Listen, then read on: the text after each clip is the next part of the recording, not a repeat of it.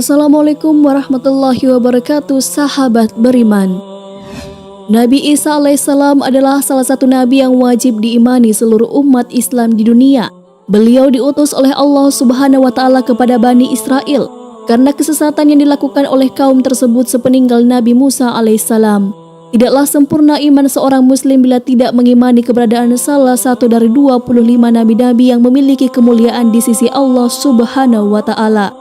Pada umumnya seluruh umat Islam tentu telah mengetahui kisah Nabi Isa alaihissalam dari keistimewaan yang diberikan Allah Subhanahu wa Ta'ala kepadanya, dimulai terlahir dari rahim seorang perawan, banyaknya mukjizat yang Allah berikan seperti menyembuhkan penyakit, hingga pada akhirnya menjelang akhir zaman Nabi Isa alaihissalam akan kembali turun ke bumi untuk membunuh Dajjal, musuh umat muslim yang paling ditakuti karena kehebatan fitnahnya. Namun tahukah Anda mengapa justru Nabi Isa alaihissalam lah yang ditugaskan Allah Subhanahu wa Ta'ala untuk membunuh Dajjal?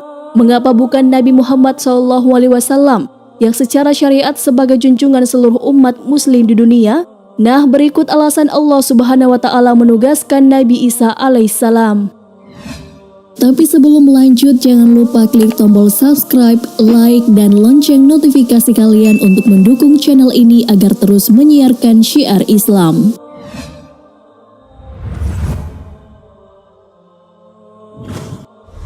Allah menunjukkan kebenaran agama Islam. Nabi Isa alaihissalam kembali turun ke bumi diyakini akan menegaskan kebenaran dari ajaran Nabi Muhammad SAW. Tidak bisa dipungkiri bahwa saat ini banyak umat Nabi Isa yang tidak menerima ajaran Nabi Muhammad SAW.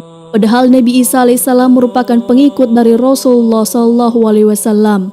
Al-Bagawi menceritakan dalam tafsirnya bahwa ketika Isa alaihissalam mendatangi Baitul Maqdis, di mana orang-orang sedang bersiap sholat asar, maka imam di masjid itu mundur dan menyuruh Isa untuk maju. Namun Nabi Isa enggan dan ia tetap sholat di belakang imam dengan syariat Nabi Muhammad SAW.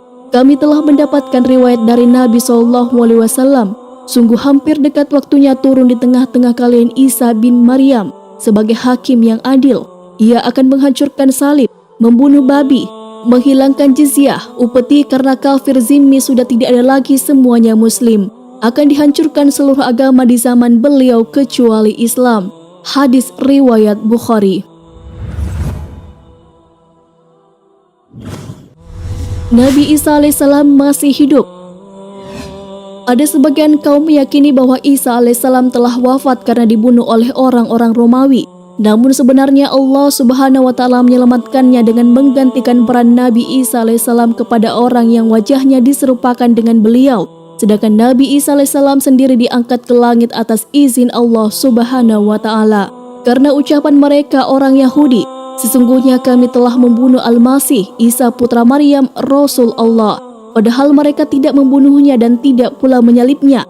Tetapi yang mereka bunuh ialah orang yang diserupakan dengan Isa bagi mereka.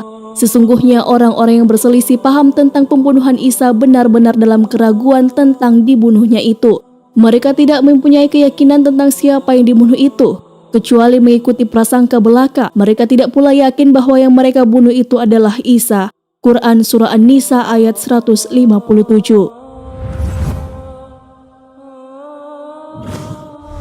Menegaskan kemuliaan Nabi Muhammad SAW. Banyak yang beranggapan bahwa Nabi Isa alaihissalam lebih mulia dibandingkan dengan Rasulullah SAW karena banyaknya mukjizat yang diberikan Allah kepada Nabi Isa alaihissalam. Kenyataan justru mengungkapkan bahwa Nabi Isa alaihissalam sendiri telah menjelaskan kepada umatnya bahwa akan datang Rasul terakhir setelah dirinya. Nabi Isa alaihissalam sendiri merupakan pengikut Rasulullah. Bentuk penghormatan Nabi Isa alaihissalam kepada Rasulullah adalah dengan kabar yang diberikan Nabi Isa alaihissalam mengenai Nabi Muhammad sebagai penyempurnaan ajaran yang telah beliau sampaikan kepada umatnya.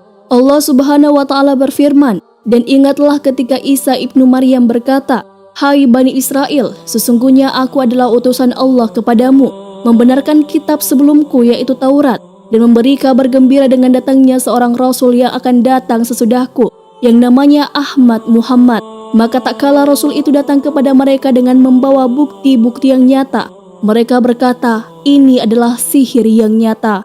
Quran Surah As-Saff ayat 6. Telah dekatnya ajal Nabi Isa alaihissalam.